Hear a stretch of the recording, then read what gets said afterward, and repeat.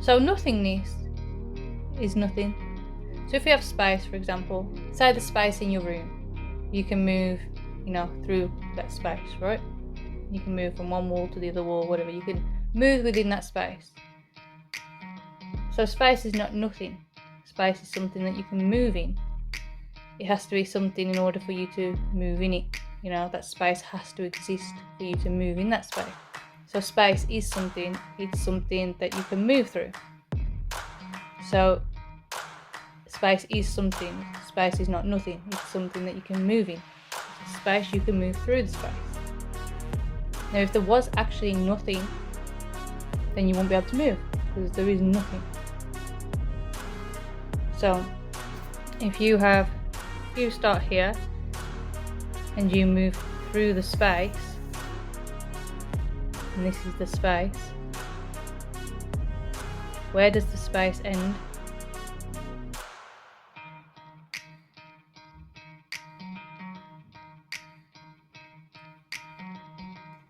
And if we say it ends here,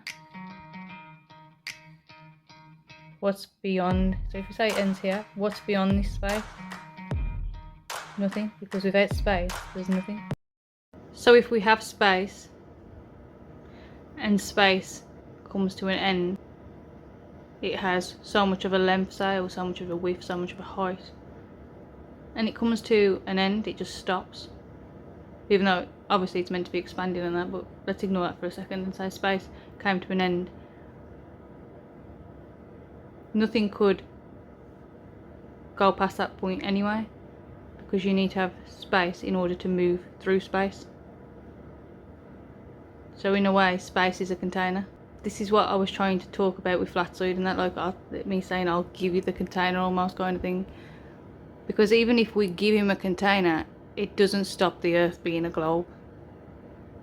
Whereas he and other flat earthers can't explain anything. They can't detect a container.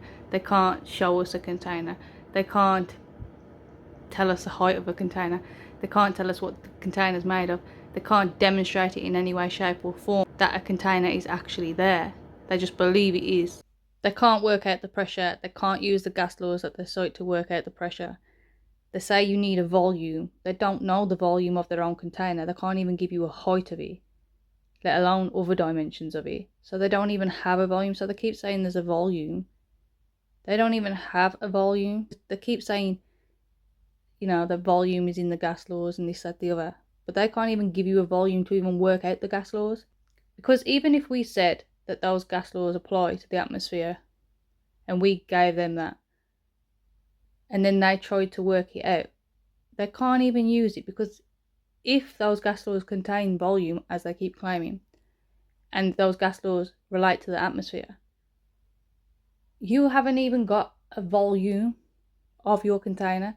You cannot tell us how high the container is, or the length, or the width, or anything about the container at all. You cannot tell us the volume, so you cannot use that volume to then do anything with the atmo. So your own points go against you, because you should be able to even work out that volume. You know what I mean? If you do algebra, then you should be able to work out the volume of it anyway. Why don't you do that? Then we could get a volume of it. And if we can determine the length and the width of your flat earth, well, then we can determine the height of it, can't we? And what the height would need to be.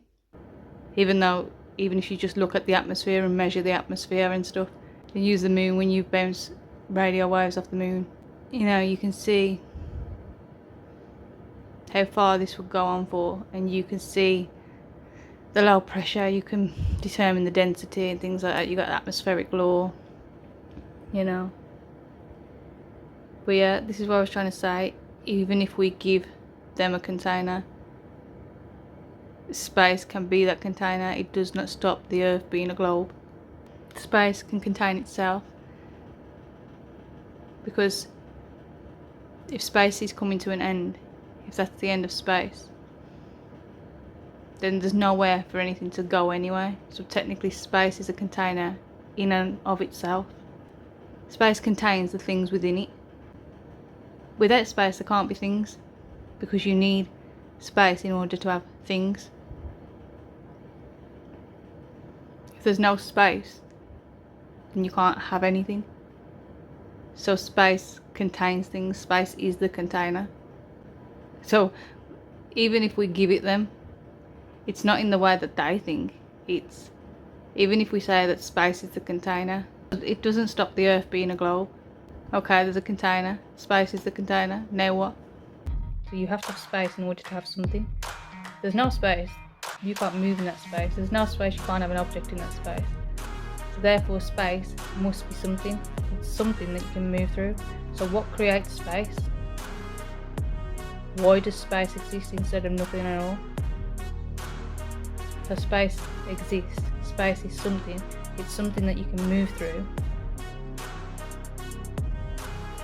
If there's an end to space, then space just stops. Space exists, which obviously it does, we can move through it. If space exists and we put something in that space, why can't it do something to that space? So why can't it warp that space? Because this space must be a physical thing. It's something that you can move through, it's something that exists. So if something exists, why can't us putting something in that space, affect that space, affect its existence, change the way the space behaves? So instead of just being a straight line, could then curve that space. What's stopping space from carrying on, or from growing and getting bigger? What creates the space to exist? Why does space exist?